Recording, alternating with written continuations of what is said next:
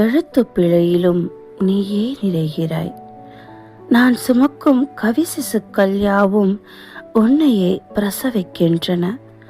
எந்தன் யாக்கை எங்கும் பாய்ந்தோடும் குருதியினில் உறைந்திட்ட நின் உணர்வுகளுக்கு மரணம் என்பது இல்லை. என்னில் நீ மரணிப்பதும் இல்லை.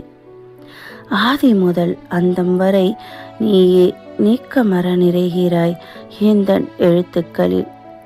இவ்வளவு ஏன், இவ்வளவு ஏன்? எழுத்து பிழையில் கூட அழகாய் சிரிக்கின்றாய். உன்னால் கருவான கவிதைகள் யாவும் காலத்தால் அழியாத பொக்கிஷமாய் வலம் வருவதை அறிவாயோ நீ?